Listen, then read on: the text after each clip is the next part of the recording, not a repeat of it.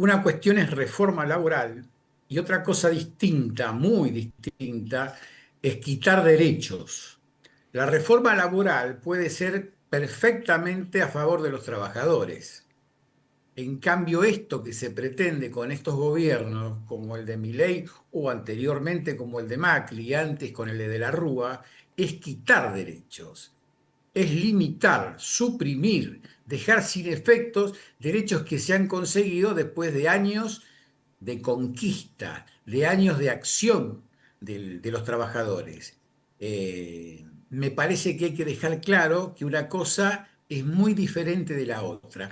Acá cuando vos escuchás que se propone una reforma laboral, es simplemente para quitar derechos. Sin embargo, una reforma laboral puede perfectamente mejorar los derechos.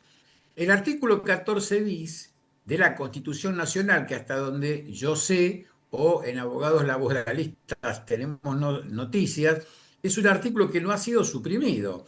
¿Y por qué no ha sido suprimido? Porque la Constitución Nacional, para ser reformada, requiere un poder constituyente, no un simple decreto, una ley, una reglamentación como la que hoy sacó Patricia Bullrich para que te puedan hacer ciberpatrullaje, puedan revisar qué cosas escribís, de qué hablás, con quién hablás. Bueno, esta es una gran diferencia. Reforma laboral es una cosa y quitar derechos, que lo que pretende este gobierno es otra muy diferente.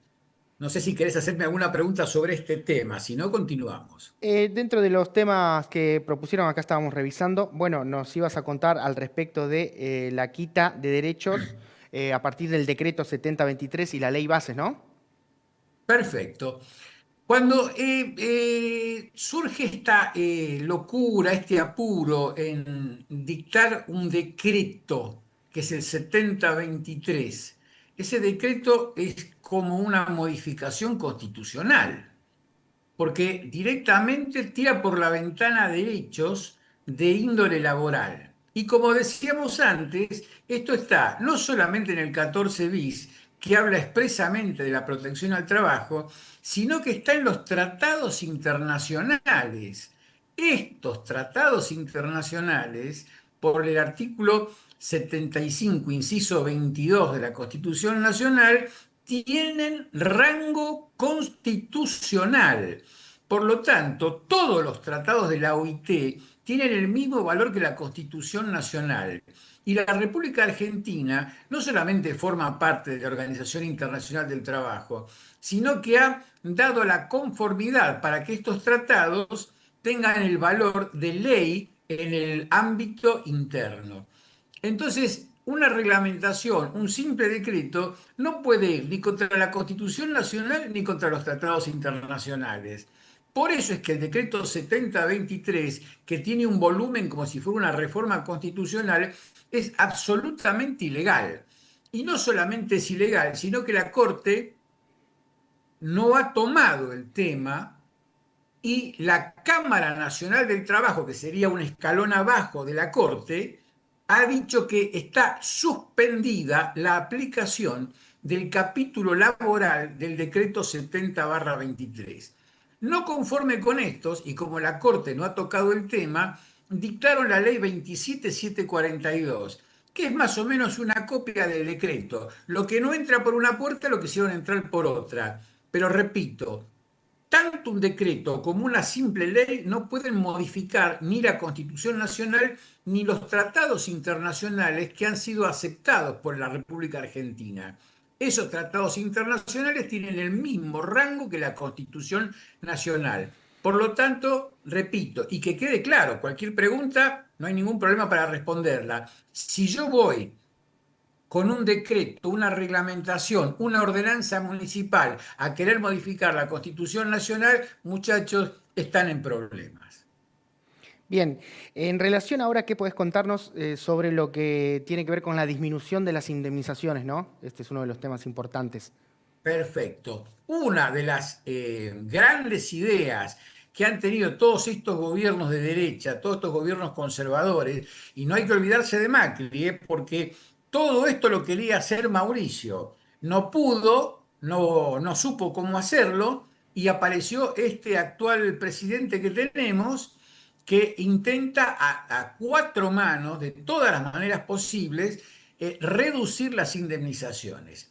Por ejemplo, han tratado, no han tratado, han dejado sin efecto la ley 24013, que era una ley de Menem, no era una ley bolchevique o una ley impuesta por el Partido Comunista, ni nada por el estilo. Era una ley de la época de Menem. Sin embargo, esta ley tenía algunas cosas buenas, como por ejemplo, si el trabajador estaba en negro, o sea, no existía en la contabilidad empresaria, se establecían multas y multas gravosas, como por ejemplo el 25% del sueldo. Entonces, estas multas gravosas que se multiplicaban por la cantidad de años que el trabajador tenía como antigüedad, hacían que el empresario lo pensara dos veces. Y si aún así insistía con contratar trabajadores en negro, o sea, sin recibo, fuera de la contabilidad empresaria, se le aplicaba ese tipo de multas. ¿Por qué se le aplicaban las multas? Porque ese trabajador en negro no tiene aportes jubilatorios. Y después te salen diciendo que son aquellos o aquellas trabajadoras, aquellas personas que se la pasaron sin aportar. Ojo, la obligación del aporte jubilatorio es del empresario. Entonces, si el empresario incumple con ponerte en blanco, con estar en la nómina, en la plantilla de trabajadores, vos no haces los aportes jubilatorios y después tienes el problema de jubilarte. Después aparecen los Melconian de la vida, toda esta runfla de economistas que parece que descubrieron el agujero del mate y que te dicen que no tenés derecho a la jubilación porque no trabajaste. No es que no trabajaste, no te aportó tu empleador, te obligó a estar en negro, porque vos no lo podés obligar al empleador a que te anote, a que te blanquee, a que te haga los aportes. Imagínate que si está fuera de la plantilla, si está fuera de la nómina, mal podés imponerle o pedirle que cumpla con la obligación legal. Por eso existía esta ley que multaba el trabajo en negro. Lo mismo que aquel trabajo llamado grisáceo, que no es ni blanco ni negro. O sea, en lugar de martes, vos vas a trabajar sábados, domingos y feriados, con el banco de horas, a vos no te van a pagar las horas extras trabajadas el sábado, el domingo o el día feriado. Porque por ahí te hacen trabajar una hora el lunes, una hora el martes y 10 horas el sábado.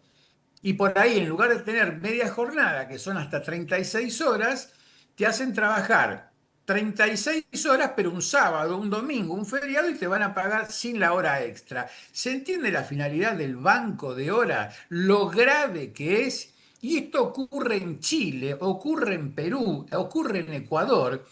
Y después te lo pintan como si fuera un modelo de desarrollo y de notoriedad absoluta, más o menos como el paraíso legal. No es así. Esto se llama explotación. Contra esto tenemos que dirigirnos y tenemos que hacer docencia, escuela con estos temas, porque la reforma laboral no es la quita de derechos del trabajo.